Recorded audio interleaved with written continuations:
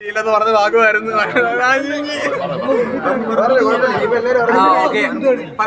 പറയാം. ഇത് പേര് ലിനു എന്നാണ്.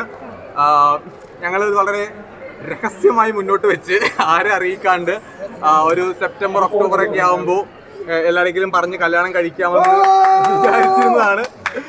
അപ്പൊ എന്തായാലും ഇവിടെ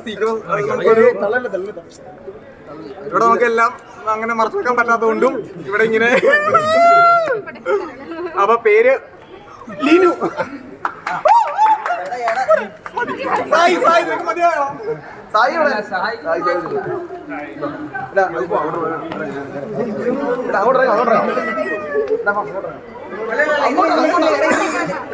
എന്റെ അമ്മ കൊച്ചുമോളെല്ലാം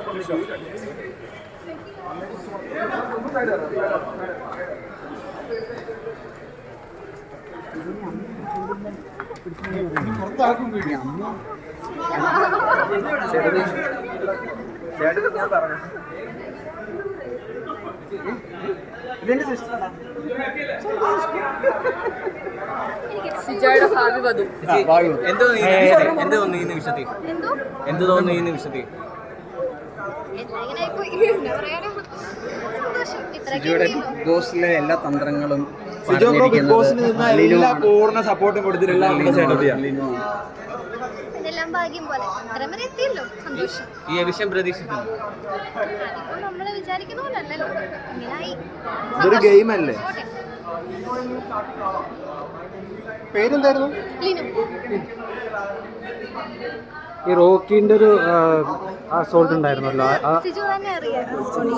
അതിനെതിരെ എന്തെങ്കിലും കേസ് കൊടുക്കാനായിട്ട് ഇപ്പൊ ഇവിടെ ചെയ്യുന്നുണ്ട്? സിജോ തന്നെ പറയട്ടെ, ഞാനെന്താ പറയാ.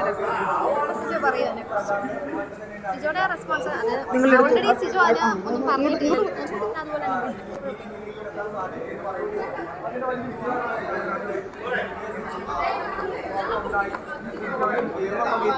ഞാൻ ഭയങ്കര ഹാപ്പിയാണ്. കാരണം ആക്ച്വലി അതൊരു 49 ദിവസമാണ് എൻ്റെ ഹീലിംഗ് ടൈം പറഞ്ഞിരുന്നത്. 49 ദിവസം കഴിഞ്ഞാൽ മാത്രമേ എനിക്ക് ഹൗസിലേക്ക് ആക്ച്വലി എൻ്റർ ചെയ്യാൻ പറ്റുള്ളായിരുന്നു. പിന്നെ എൻ്റെ നിർബന്ധമായിരുന്നു എനിക്ക് കയറണം എന്നുള്ളത്. ഞാൻ അവിടുത്തെ ഒരുപാട് തവണ അങ്ങോട്ട് റിക്വസ്റ്റ് ചെയ്തു, എനിക്ക് കയറണം എന്നുള്ളത്. എന്നെ ഒരുപാട് നന്നായിട്ട് തന്നെ അവർ ടേക്ക് കെയർ ചെയ്തു. ഐ മീൻ ഏഷ്യാനെറ്റ് ആയിക്കോട്ടെ, എൻ്റെ മോൾഷൈൻ ആയിക്കോട്ടെ, അവർ ഏറ്റവും ബെസ്റ്റായിട്ടാണ് എന്നെ ട്രീറ്റ് ചെയ്തത്. ഹോസ്പിറ്റലായിക്കോട്ടെ, ആഫ്റ്റർ എൻ്റെ ഓപ്പറേഷൻ കഴിഞ്ഞിട്ടുള്ള എൻ്റെ ഓരോ ദിവസങ്ങളും അവർ അത്രയും ബെസ്റ്റായിട്ടാണ് എന്നെ അവിടെ നോക്കിയത്. അതിനുശേഷം രണ്ടാമത്തെ മൂന്നാമത്തെ വീക്കിൽ എനിക്ക് വിഷു എപ്പിസോഡിൽ കയറണമെന്നുണ്ടായിരുന്നു. ഞാൻ വിഷു എപ്പിസോഡിൽ കയറണമെന്ന് ഞാൻ പറയുന്ന സമയത്തും എൻ്റെ അടുത്ത് അവർ പറഞ്ഞു, സിജോ ഇപ്പോൾ ഫിസിക്കലി ഇപ്പോൾ ഓക്കെ അല്ല, റെസ്റ്റ് എടുക്കണം. അങ്ങനെ എന്നെ ഡോക്ടറിൻ്റെ അടുത്ത് എല്ലാ വീക്കും കൊണ്ടുപോകും, ചെക്കപ്പ് നടത്തും. അങ്ങനെ ഞാൻ ഫിസിക്കലി ഓക്കെ ആയി. വായിൽ എൻ്റെ 4 സ്ക്രൂവും 12 ബാൻഡേജൊക്കെ ഉണ്ടായിരുന്നു. അപ്പോൾ അത് അഴിച്ചതിന് ശേഷമാണ് ഞാൻ കയറുന്നത്. അപ്പോൾ അവരെ അത്രയും മനോഹരമായിട്ടാണ് എന്നെ നോക്കിയത്. അപ്പോൾ എന്നെ സംബന്ധിച്ചുള്ള എൻ്റെ ഈ യാത്രയിൽ ഞാൻ ഒരുപാട് ഹാപ്പിയാണ്. കാരണം ആ ഒരു രണ്ടാമത് റീ എൻട്രി എന്ന് പറയുന്നത് തന്നെ എനിക്ക് വിദൂരമായിരുന്നു ഒരുപാട്. പിന്നെ ഞാൻ അവിടെ അത്രയും ദിവസം ഞാൻ ചെന്നൈയിൽ തന്നെ അവിടെ നിൽക്കുക എന്ന് പറയുമ്പോഴത്തേക്ക് ഓരോ ദിവസം തള്ളി നിൽക്കുക എന്ന് പറയുന്നത് എന്നെ സംബന്ധിച്ചുള്ള ഒരുപാട് പ്രയാസകരമായിട്ടുള്ള കാര്യമായിരുന്നു. ഹോസ്പിറ്റലിൽ ഉണ്ടായിരുന്ന ഒരാഴ്ച അതും എനിക്ക് ഭീകരമായിട്ടുള്ള എക്സ്പീരിയൻസ് ആയിരുന്നു. കാരണം ഹോസ്പിറ്റലിൽ അവിടെ TV ഇല്ല, പത്രമില്ല, അങ്ങനെ ഒന്നും പുറമെ ഒരു കോണ്ടാക്റ്റും ഇല്ല. അങ്ങനെ നിൽക്കുക എന്ന് പറയുന്നത് വളരെ പ്രയാസകരമായിട്ടുള്ള കാര്യമാണ്. അപ്പോൾ അതിൽ നിന്നൊക്കെ മാറി 25 ദിവസത്തോളം ഞാൻ അവിടെ ഇങ്ങനെ ഒരു അണ്ടറിൽ താമസിച്ചിട്ട് തിരിച്ചു വരിക എന്ന് പറയുമ്പോൾ തന്നെ ഞാൻ ഭയങ്കര ഹാപ്പി ആയിരുന്നു. പിന്നെ നിങ്ങൾ എന്റെ തീപ്പൊരി പറ്റിയൊക്കെ ചോദിച്ചു, ഞാൻ പറയാം. അല്ല, അതല്ല, ഇപ്പൊ ഞങ്ങൾ ഓൾറെഡി ഇപ്പൊ ഞാൻ നേരത്തെ ബൈറ്റ് എടുത്തിട്ടില്ല. സംബന്ധിച്ചാൽ ഒരുപാട് ചർച്ചകൾ നടക്കുന്നു. സിജോ എവിക്ഷനെ പെട്ട് ഭയങ്കര ചർച്ച നടക്കുന്നു. കാരണം സിജോ ഇപ്പൊ ഔട്ട് ആവേണ്ട ആളല്ല. സിജോ ഫൈനൽ 5 വരേണ്ട ആളാണ്. കപ്പടിക്കാൻ പോലും ചാൻസ് ഉള്ള ആളാണെന്ന് പുറത്തുള്ള വിഷയം. ഇപ്പൊ ഈ എവിക്ഷൻ അൺഫെയർ ആയിട്ട് സിജോക്ക് തോന്നുന്നുണ്ടോ? അല്ല, അൺഫെയർ എന്നല്ല.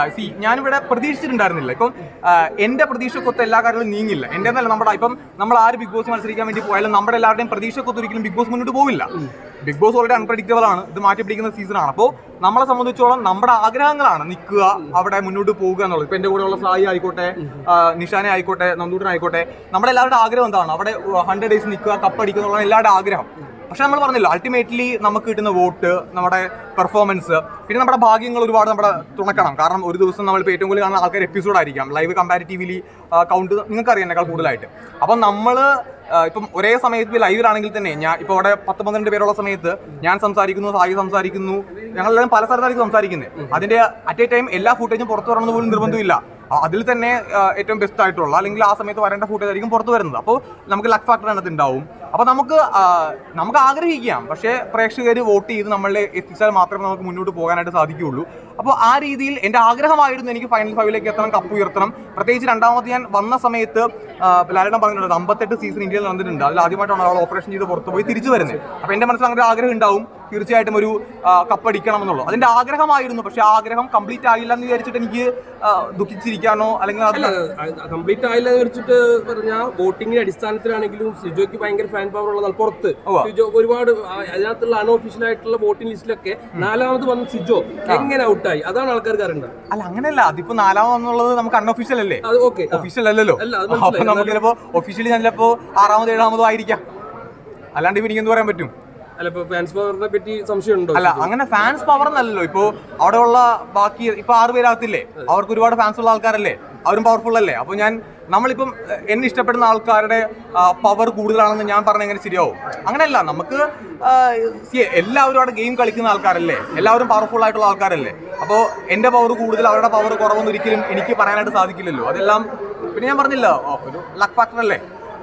അല്ല ഇപ്പൊ ഞാൻ പറഞ്ഞ അവസാനത്തിലാണെങ്കിലും സിജോയും ശ്രീതും കൂടി ഒരുമിച്ചാണ് അപ്പോഴും ആൾക്കാർ നമുക്ക് പറയാൻ പറ്റില്ല. ശ്രീതുവിന് മറ്റേ തമിഴ്നാട്ടിലൊക്കെ ഒരുപാട് ഫാൻസ് ഉള്ള ഒരാളാണ് ശ്രീതു. അപ്പം അങ്ങനെയൊക്കെ സംഭവിക്കാം, നമുക്കൊരിക്കലും പറയാൻ പറ്റില്ല എന്നാണ് ആൾക്കാർ ഇഷ്ടപ്പെടുന്നത്, നമുക്കൊരിക്കലും പറയാൻ പറ്റും. ഞാൻ